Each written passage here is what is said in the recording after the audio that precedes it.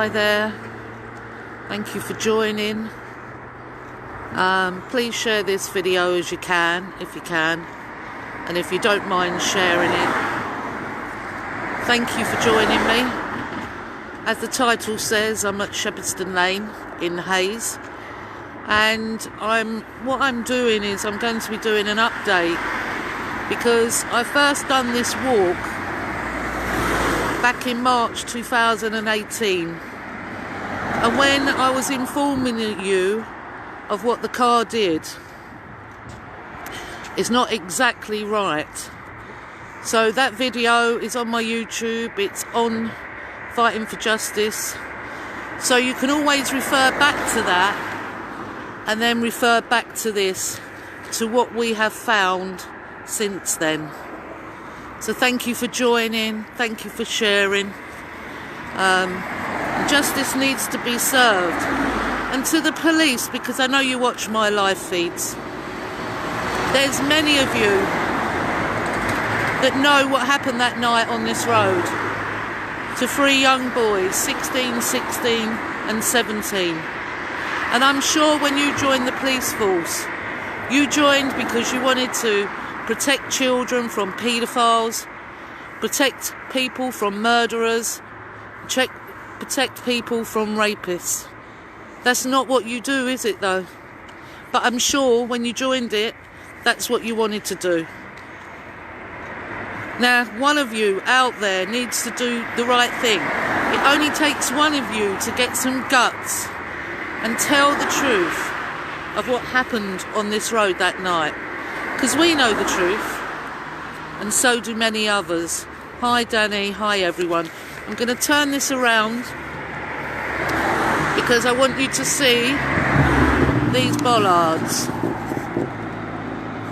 Hi everyone, thank you for joining me. So, here is a bollard. I don't know if you can see it. Right, it's in the middle there. It's in the middle, I don't know how to point to it for you, but it's just there, middle of the road. And this is the other bollard just here. It's just here, right by me here. Now the person driving the car that night, who they claim is Janus Chudasama, and as I've said before, we have no evidence that shows that he was ever the driver of that vehicle. Although at the same time, I am not saying he wasn't. I am informing you that in any piece of the evidence and statements that we have, there is no proof that he ever was.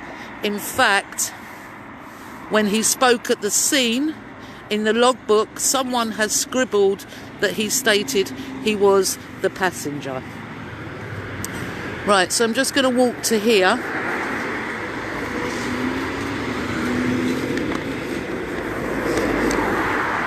And as many of you know, we now have the CCTV, which isn't a nice thing to watch, Met Police, and I've had to watch it over and over and over and over again because of your lies and cover-up. Now, my friend who is with me, who has also seen the TV, the distance between that bollard and this bollard is what, 60 metres? 60 metres, yeah. Is 60 metres. Now, allegedly, the person driving the car that night overtook a car on the inside of these 2 bollards at 71 miles an hour. That's what you was informed of by the media. That's what we was told. I can quite category, you know what I'm like with words, everyone, tell you that is an impossibility. It cannot be done. We've tested it. We've checked it out. It's a lie.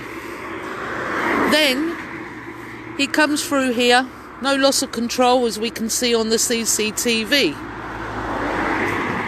Never no loss of control. If he lost control here, you would see shaking of the back lights. and where he allegedly, and I'm using the word allegedly now, overtook a vehicle. The space he overtook that in was roughly, what was the distance? 10 metres at the most. 10 metres at the most. Again, an impossibility at the speed they claimed. Now that night, our children, looking forward to, just round the corner there is goals. They was really excited and looking forward to going to their friend's 16th birthday party. Smiling, laughing, joking with each other. Come up to this road path here.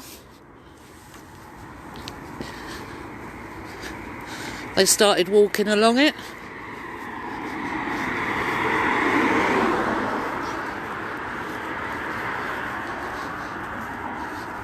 Here is where that Audi A5 turbo, they didn't tell us it was turbo by the way, mounted here at the slope. Did not clip a curb, did not lose control, mounted here.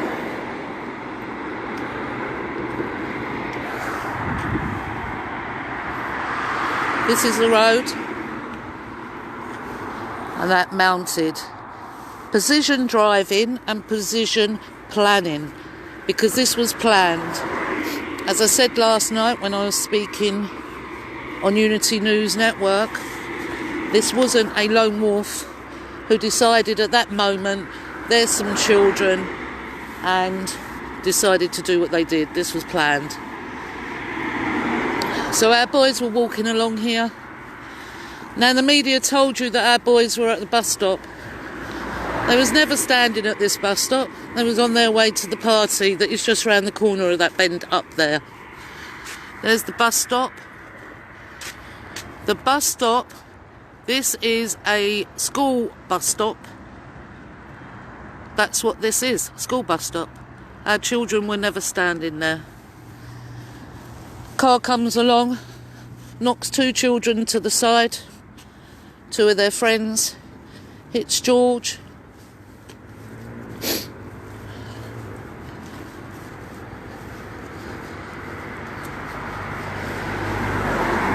Hits my son, and my son goes over here, right over. There's some of his stuff there in the cemetery. So you can see how impossible it was for them being or standing at this bus stop down here. Impossible.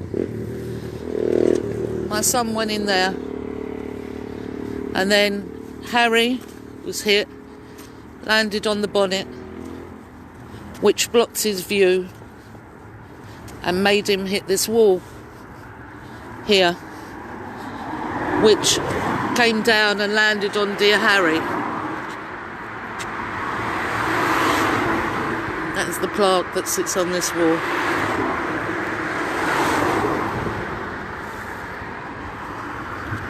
Now, as you can see how long this pathway is. This car did not brake. The only time it broke, the only time in the CCTV, is when it hit the wall. Yeah? That's the only time. It didn't swerve. The next day, no skid marks on the road, no brake marks, no nothing. The children at the scene were telling the police that they killed their friends, that they run them down like animals. Media never reported none of this. They never used any of those children in court. They never used any of those children in court. Not one of them. They used someone else. And not far off, you will hear who the person was who they used as a witness for everything. But what they didn't use was the ones who saw it. And sadly, just before he mounted this pavement, he kicked down. And all the children heard it. And they turned and saw it. But Josh, George and Harry had no time to escape it. No time whatsoever. Now 3 years it'll be this January, and as many of you will know, that I've been out here fighting them ever since, to let the whole country know what happened to our boys, because in our research it's not just happened to our boys. This is going on all the time. Quite recently I read a story where they know a car was used deliberately to go into someone. They charged them with GBH, with use of the car. GBH, of the use of the car, people. And they know what's going, and they know I won't stop. Now look at this here.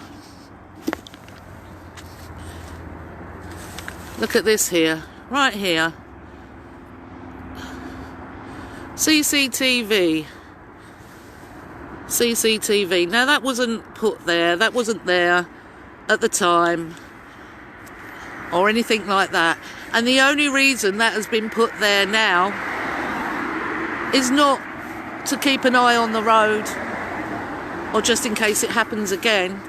That's to keep an eye on us, to see who comes here and visits, to see what I do. They don't care, people. The police don't care. The CPS don't care. The QCs lie, and they don't care. The West London Coroner's Court don't care, who refused to give us an inquest. But we will continue on, and we won't stop. And I'm not prepared, like those poor victims in Hillsborough, to wait 26 years. I'm not prepared to do that. You know, we're brought up a certain way, aren't we, in this country, and it's always to defend when something's wrong. And this is wrong. And they know, the government know, the police know what is going on in our streets. And I don't fear any of them. I don't fear any of them. We was brought up not to fear, wasn't we? We have lion in our hearts, or so I thought. That's what I was led to believe, and that is what I do believe. So don't fear anyone and never surrender. This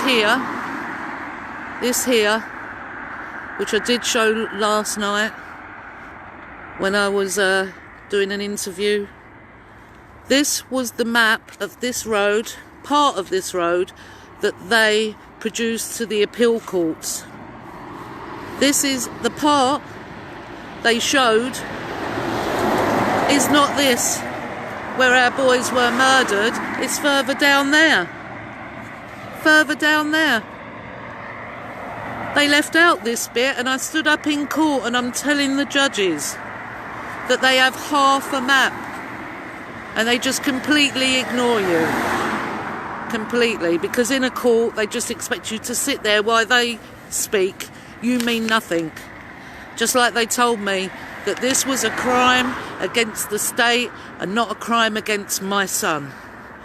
Well, I'm telling you, state, you do not own my son or any of my children.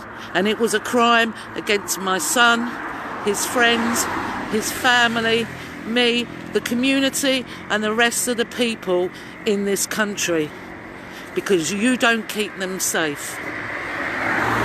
Thank you, everyone, for joining me again tonight, sharing, caring, and everything else you do, to let the public know what is going on in this country, because without you sharing and watching, people wouldn't know. So from the bottom of my heart, thank you. And I'm sure our dear boys, Josh, Harry and George, would say the same to you.